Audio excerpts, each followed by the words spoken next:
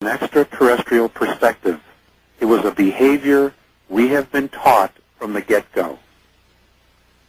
All right? And it was done and taught to us to divide us, because there was a time where we were united as a planetary race, and we rebelled against the extraterrestrial masters, and I'm referring to Nibiru. Nabaru is how Warren would pronounce it, that Sitchin talks about. Yes. Okay?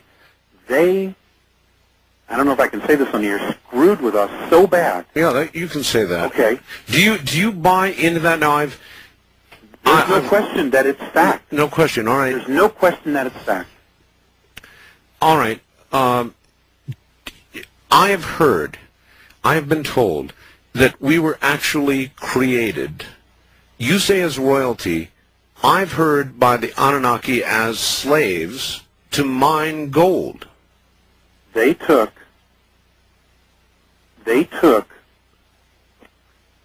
Terrans, which is how we refer to ourselves, human beings that were here. Yes. They took them, genetically altered them, manipulated them, and bred them. We did at one point have primate in us. We still do. And this is where we get our extremes of emotions, and that's another issue we'll get to. But they took what they found here, and they used it to create what they thought was something more useful to them. And it involved genetic manipulation and dumbing us down. It is history repeating itself like it is now. Well, you know, you hear it everywhere. Scientists seem to agree. We only use a very, very small portion of our brain, and many people suggest that there is a unnatural barrier that has been placed there so that we will not become too bright as a species. That's right. They're exactly right.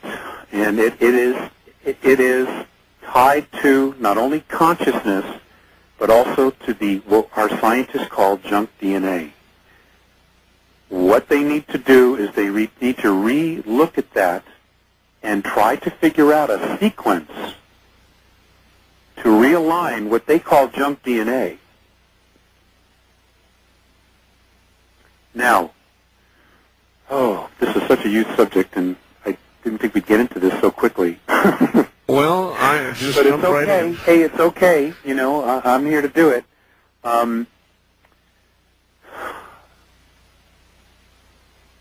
We, human beings, have lived on this planet Earth for 22 million years. I want you to know that every person on this planet has a soul. Well, virtually every person on this planet has a soul. Can you define soul? Soul is a consciousness that is an energy source that is interdimensional. It is a consciousness that exists no matter what physicality it is in, and it retains memory as well. This is how reincarnation but does it retain conscious memory? Well, if your DNA, if you incarnate into a race, a physical race that has its total physicality intact, its DNA intact, yes, it does retain memory. It does. When you genetically alter the DNA in a physical form, you genetically change the frequency of the body. Okay? You genetically change the frequency of the body. That changes the brain waves and the amount of brain waves and the frequency of a brain wave. Now, we talked about the speed of light earlier. That's right. Okay? Yes. In the Andromedan perspective, the standard and speed of light is under the control of brain energy beyond one's thought frequency. Your brain waves control the speed of thought, and you see that as light years. So, according to the Andromedans, the speed of which we think is how we will measure light. Fascinating. The speed at which we think is how we will perceive the speed of light. Is that? That is correct. The speed of light within third density is equal to the thought frequency of the beings on it and in your planet. Now these are Mornay's exact words.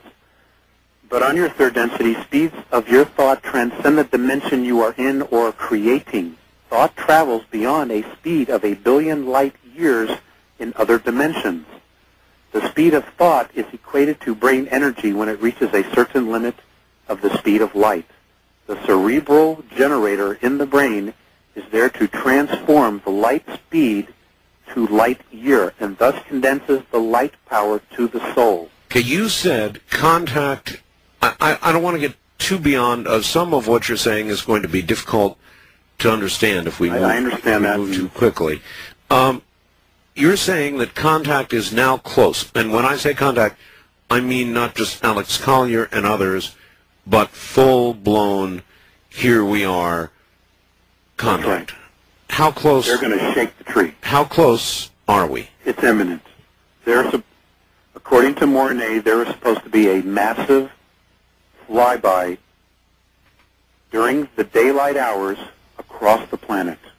He has not told me the day, but it is supposed to be this year, between now and the end of the year. Now that is exciting. A massive daytime flyby to announce the presence. Yes. Alex, let's say that happens. Mm-hmm. What do you think it will produce, knowing what you know about our society and our social structure right now? What do you think will happen? Well, I think it will create panic. I think it will create end of the world. I think many people will think it's the devil and all of this stuff. They sure will. Hold on, Alex. I know that. We'll be right back, and we will discuss the ramifications of contact. Alex, welcome back. Somebody writes a very interesting note here. If human beings have been on the planet for 22 million years, then this person speculates, Chris, as a matter of fact, in Beaverton, Oregon, I guess, that fossil fuels may not entirely be comprised of what we thought they were. An ugly thought. In other words, we think fossil fuels are the dinosaurs. And maybe in part they are, but if humans have been here for 22 million years, maybe it's more than just dinosaurs. Yes, sir. The guy in Beaverton is correct. Uh-huh. Hey, I wanted to read something. I once asked Visayas what the definition, what our future was going to be as a race, as I started to learn more and more about our history and who, they perceive us to be. Mm-hmm. And this was his response. Okay. This is supposedly our future. Responsible freedom of self-determination, becoming truly self-confident and free, to unconditionally be responsible for oneself without being coerced to accept some higher authority. This is their definition of what our future as a race is supposed to be. All right. Here's somebody writing from Grand Rapids, Michigan. Art, where's Woodstock, Michigan? I've been here 25 years, and I've never heard of Woodstock, Michigan. Where do I find it on the map? It's in northern Michigan, on the west. Northwest side of Michigan? Yeah, there's a lake, I believe maybe called Lake Woodstock. Okay. Yeah, my grandpa had a cabin up there.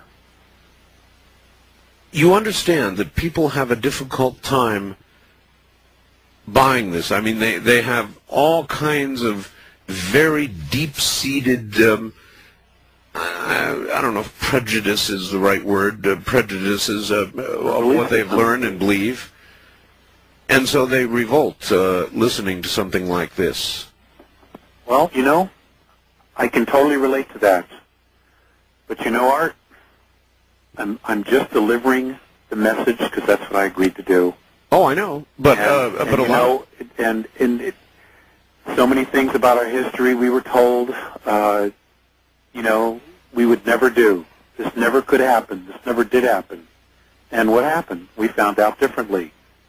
And, you know, facts do not cease to exist just because people choose to ignore them, whatever they are. You know, there is life out there, and it is abundant. And we have been